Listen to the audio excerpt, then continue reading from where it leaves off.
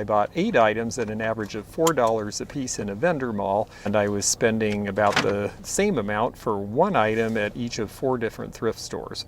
Hi, I'm George the Antique Nomad. Come with me as I wander the country in search of valuable vintage, amazing antiques, and cool collectibles. We'll buy, sell, and trade at antique malls, shops, and shows, estate sales, flea markets, thrift stores, anywhere people go to find really interesting things that just aren't made anymore. So come on, let's go!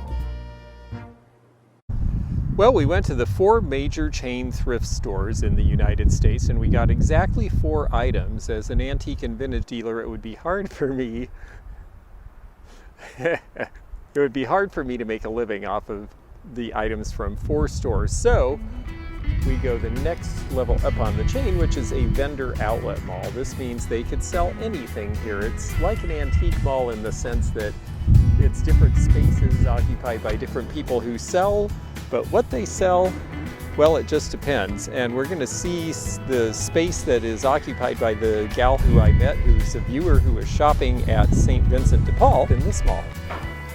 Well, I think we found her booth right away because I see some vintage things in here.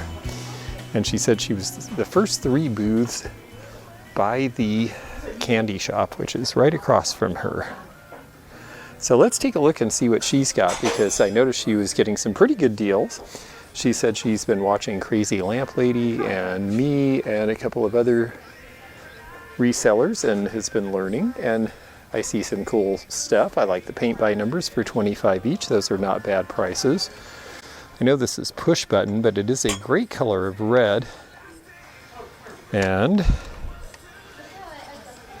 it is made in USA, so it's got some age. Georgia, the Peach State. This might be something I'd have a better chance to sell. She's only got $3 on that. And since I go through Georgia a lot and sell in Florida, I'd say I have a chance to move that, so I think I'll get that from her. These are from the 70s, the Raggedy Ann and Andy little chalkware faces, 2 for $8. So her prices are good. She's smart. She's buying at the thrifts. She's selling here. So she's and level up from the thrift store. But yet she's still offering some really good prices. $3 for the World's Fair tray. It's not a super exciting World's Fair tray, but it's $3, so I'll get that too. Here's a House Art tray. This one is the shaped one with the first lunar landing of mankind. That's $8. Probably could make money on that in Florida. And then this is this cute little 1930s Hazel Atlas sailboat. This is a very little ice bucket. There's the Hazel Atlas mark. I'm going to get this too. And so, wow, well, I'm glad I ran into her because I'm finding neat things in her space. Embroidered linens, cute things from the 40s, lots of cute little aprons. So she's got some cute things here.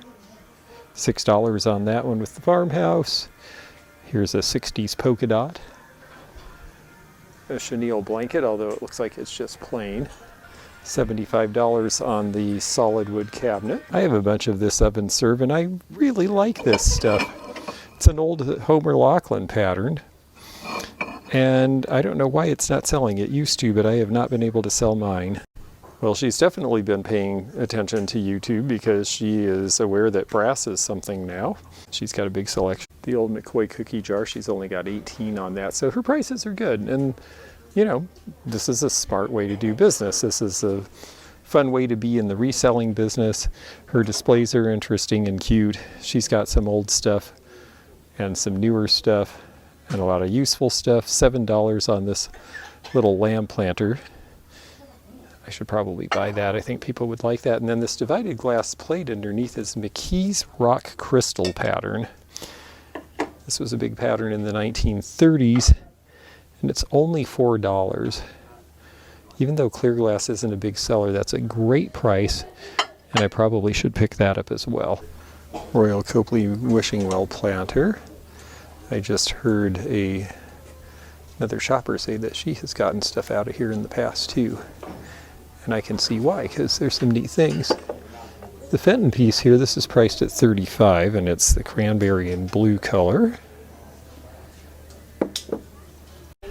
I don't know if she bought them this way or is doing the repurposing, but look at this, where she's got the old deck chair, and then there's the decoration That is actually a neat look for one of those old folding chairs.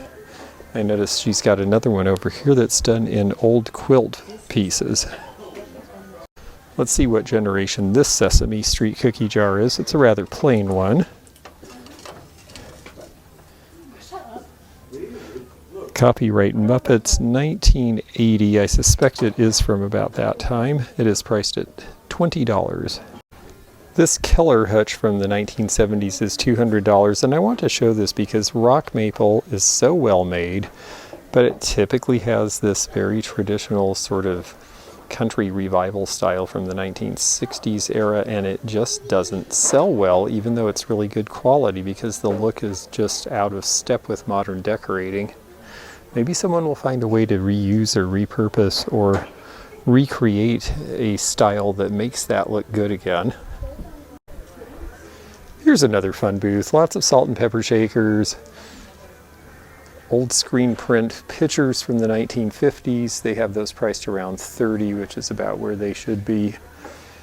A bunch of the Kimberly pattern here in almost all the colors that they came in. I grew up with this pattern in our house. These were my parents' coffee cups. Kimberly by Anchor Hawking. And you will see the Harvest Gold, the blue, the orange, the avocado green. It was the 70s after all. And then there's this version, which were plain-sided. These are Fire King marked. Same era. They've got about $5 each on those. $19.99 on the Corning with the birds. This is a cute 1950s lidded jar for cookies or what have you. Priced at $25. That's about the right price for that. $20 on the red pitcher. This 50s plastic stuff is not cheap anymore. These striped pieces also tend to sell very well. They're early 1960s. And they've got a bunch of cast iron. They are not cheap on that. They seem to be retail priced on most of their stuff, but they do have some good stuff. And these are pretty good prices down here. Look at all the different colors of Hall refrigerator dishes from the late 1930s and early 1940s, and they're mostly priced around $25 a piece, which is not a terrible price. Now, these polka dots and these tulips are some of my personal favorite patterns because they've got this great modern design. I like this Fire King. $75. Prices have really shot up on these. And then here's a bunch of pink Manhattan glass. Now, pink was a color they only did in certain pieces back in the 1930s. So the footed tumblers here are $12 a piece. There was a time I would have scarfed these up at that price. They're not as collected now, and so I probably won't scarf them up at $12 each. And then this is a mismatch. I want to show this. If it's got the raised ridges, this is not the appropriate tray. These inserts are supposed to go on this flat tray, and there's a specific center that they're supposed to have that does not have little ball feet. These are sherbet stems if they have little ball feet. So if you're collecting Manhattan, make sure you know what you're looking at before you buy one of those sets. And just a whole lot more Pyrex. I mean, they've really got a lot of nice sets. They've got $60 on the Amish butter print. So, you know, there's no mystery to these things. People know that they're collectible now, and people understandably want money for them. As fun as it is to show you a space with a lot of really neat looking things like that and kitchenware that's bright and fun that I really like, part of the purpose of showing you that is also to point out that you want to look for things that not everybody in the world has discovered already, because that's where you're going to make profit. On the other hand, if you're not a reseller and you're buying as a collector, then you want to buy what you like and accept the fact that you're probably going to have to pay a retail price for things that are very popular now. Here's an interesting sign. Vintage items, definitely priced to sell. Okay, where are they? Show me where the vintage items are, because I don't see any, except, hey, wait, look, it's another one of these for $25. Zen lies within. This is Space Monkey Records out of Evansville. That dog looks very zenful. This is where we are today. There's another Finders Keeper. In fact, there's a chain of Finders Keepers. There's another one in Madisonville, Kentucky, closer to where I am. And there are several of these sprinkled around the section of the Midwest that we're in. Every time I say Midwest, somebody says, well, we're really sort of in the South, but we're really not. Well, that's exactly right. $20 for this table. It is amazing. Yes, it needs work.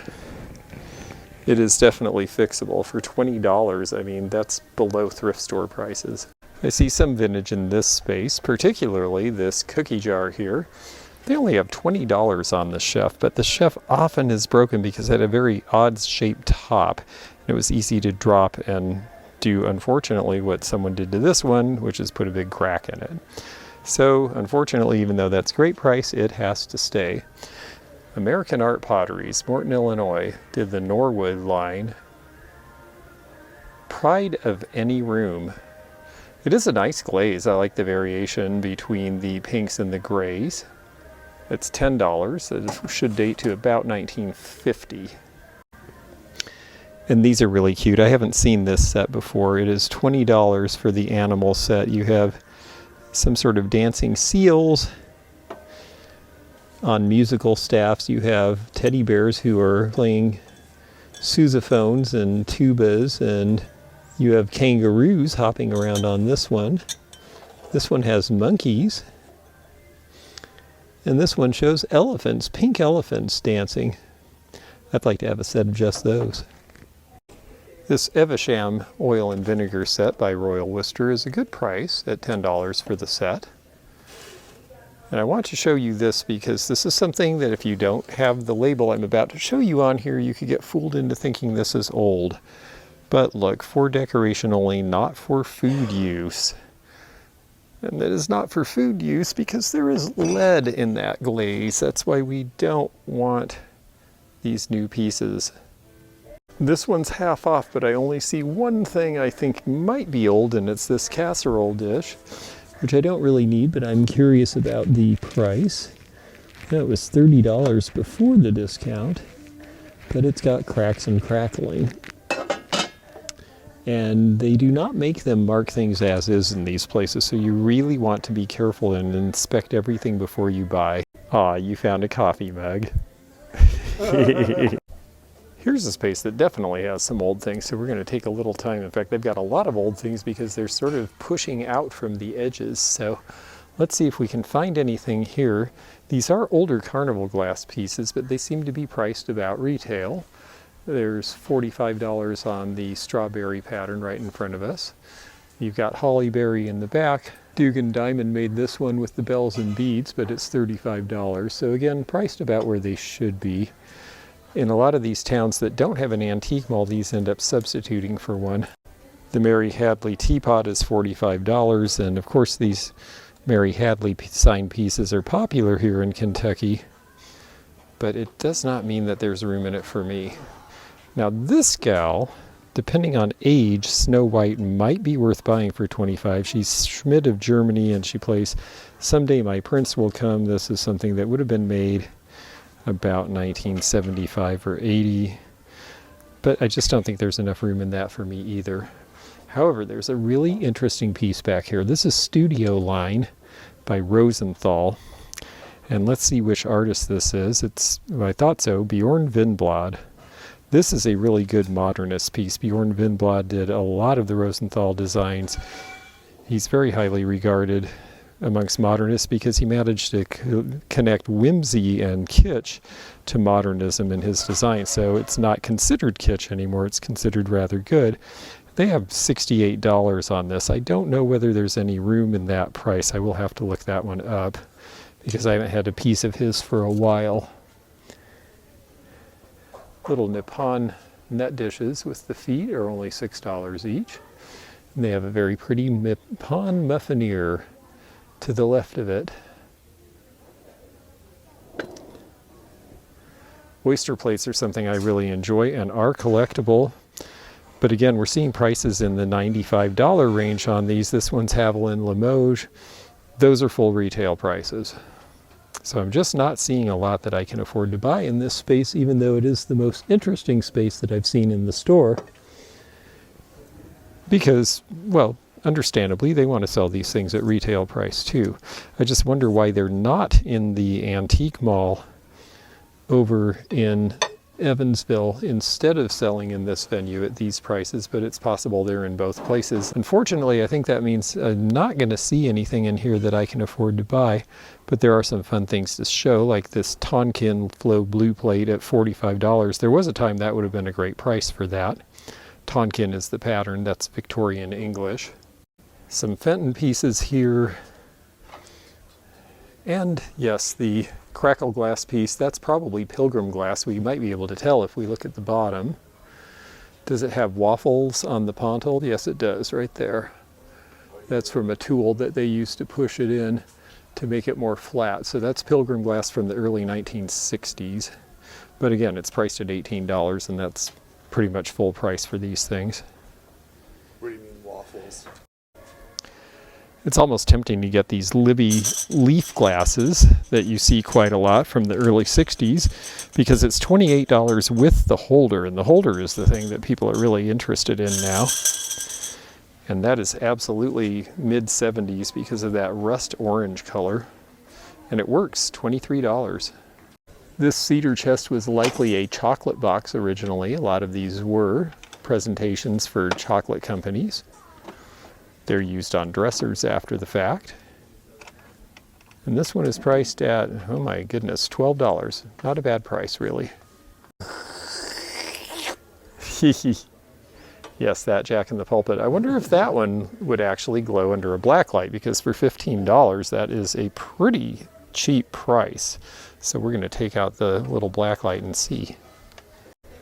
Let's see down at the base if it seems to do anything, and I would say the answer is no. And this is a good example where I keep telling you there's certain mint colors that don't really fluoresce in the same way that you would expect, and this is one of those. So now the question is it worth $15 as a piece of art glass? Piece of Red Wing down here with the original label. That part is nice. Might be worth buying for $10 with the old label. And then this is the Robin's Egg Blue Francoma from the 1970s. Cute piece, it's $8. It's not a bad price. They're not worth a ton of money though. They did make a lot of them in the time. There's the Red Wing embossed mark on the bottom of this vase. I think I might just pick this one up for that price. We used to see these in thrift stores all the time, and now a lot of them are in collections, but when you see this color of green, it's usually Hall China before 1969, and a lot of these were actually used as restaurant wear when they're this color. It was a basic utility pattern that you could get in a basic green, and you saw it in a lot of American restaurants in the 1940s and 50s. Old Coleman Stoves, they are selling $55 on that one. That's about the right price. $38 on the Stroh's clock. The old Coke Refreshment Center sign is $130, and yet this Pepsi clock's only $14.50, but I'll bet the clock doesn't work for that price. This soda fountain stuff has just gotten harder to find and more expensive, that is for certain. Plastic Coke carrier is $10. They want $42 on the Smoke Cool sign, which is fine, except that, again, it's in poor condition. Mighty Mouse Terry Toons laser disc. $45 is not a bad deal on this 1910s Washington reverse painted picture, except that it is losing its color. I wonder if Jeffrey's Barb from Winking Owl would like those. They look like restaurant wear, but I don't think they are heavy, are they? No. I wonder if any of them tell us who the maker is. You'd think the Casserole Dish or a platter might be the one that would have a logo, if any of them do. And I'm not sure any of them do. Nope, it's a mystery. They're pretty inexpensive. They seem older. Old Ivory, Syracuse. Oh, it's Syracuse China. They made a lot of restaurant wear too. That's why they use this airbrush approach. But this was one of the lines they made for domestic home use. And it's actually very inexpensive for what it is. If you could identify the pattern, I'm sure the serving pieces would be worth buying. Okay. It's a very small Moon and Stars dish, but it's only $2 and it's original from the era, so I guess that's a must buy, isn't it? It's a nice honey amber color at least. I like that color of amber.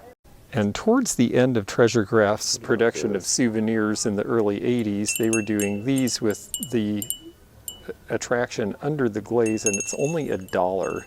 So just for fun, I think I'll get that too.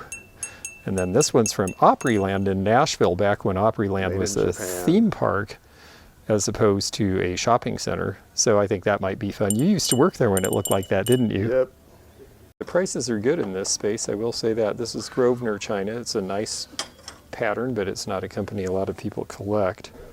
This looks like stuff that people got that was probably just thrifted or garage saled, but let's see if they know what they've got. $17 on the fairy lamp. These bookends are interesting enough. They are definitely mid-century modern with this metal and metal. I don't think they're necessarily terribly old though. Black amethyst candle holders with the handles, $10 each. And then this Viking piece, which I like the color, is $35. It does have the label on it. But these are not bargain prices. Blanco Winslow Anderson, pinch face, that is correct. Though this person knows some things about glass. This blue vase is not old, made in Poland. Pretty, but Blanco pitcher with the square mark from the 1980s and 90s. And then this one is Pigeon Forge from Tennessee. The pottery there is sold to tourists for years. It's $22. It's got the etched mark. These little brown jugs here are by Ool Pottery, which was made near here in Huntingsburg, Indiana. Another piece of Ool Pottery, and a lot of various Midwestern pottery on this shelf.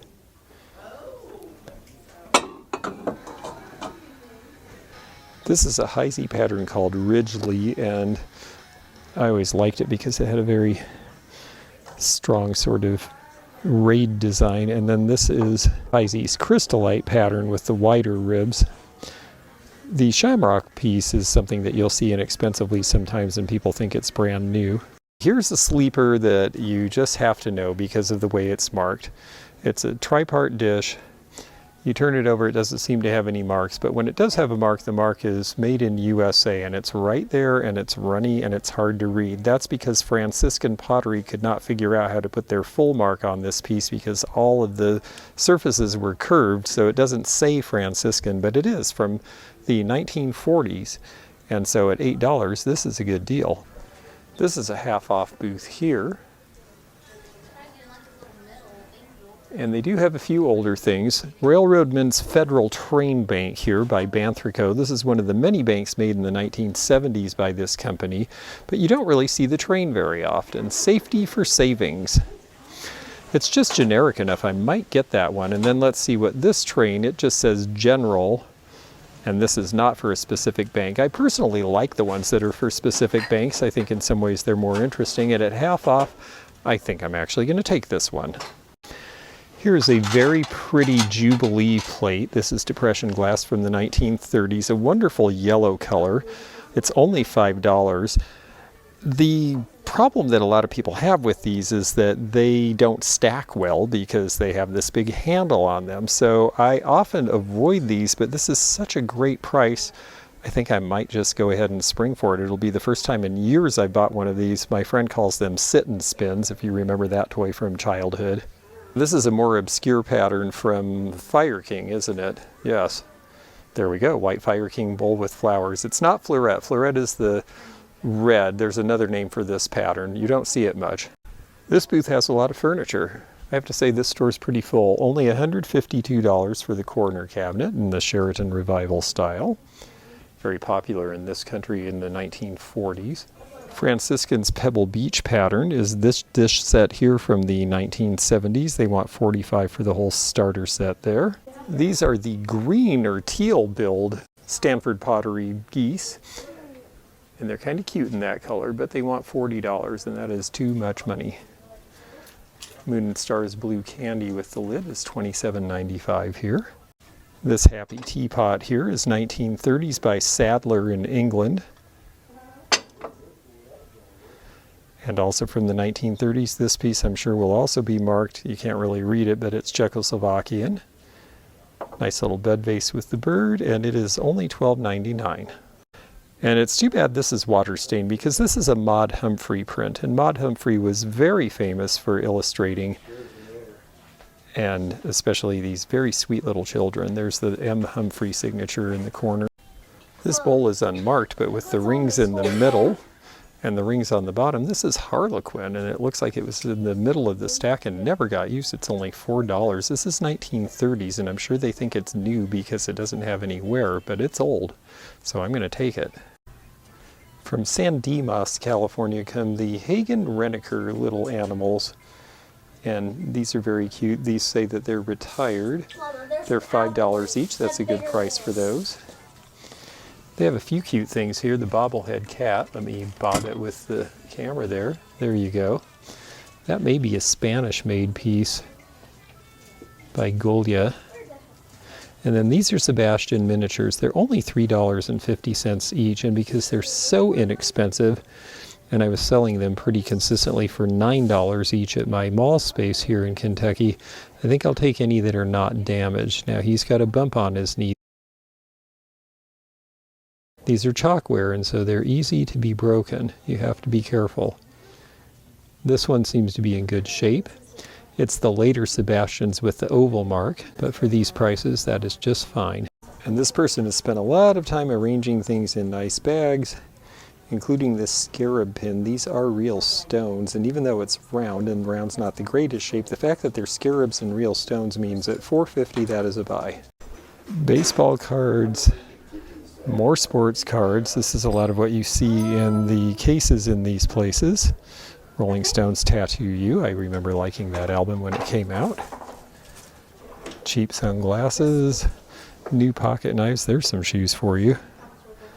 I'm not seeing a lot of old stuff in these cases. Well, that was better. This is why I prefer the vendor malls to the thrift stores, because I bought 8 items at an average of $4 a piece in a vendor mall, and I was spending about the same amount for 1 item at each of 4 different thrift stores. Hey, thank you for watching this video. If you're enjoying it, please give it a thumbs up, like, and comment. It would be really great if you were interested in subscribing if you haven't already. We know we have a lot of unsubscribed viewers out there, and it doesn't cost you anything. It is free to you to subscribe. That way you can click the bell and be notified of future videos. And that's it, unless you want to get involved with memberships or appraisals or other aspects of the channel. So check those things out at theantiquenomad.com, and also check out our live channel, The Antique Nomad Live.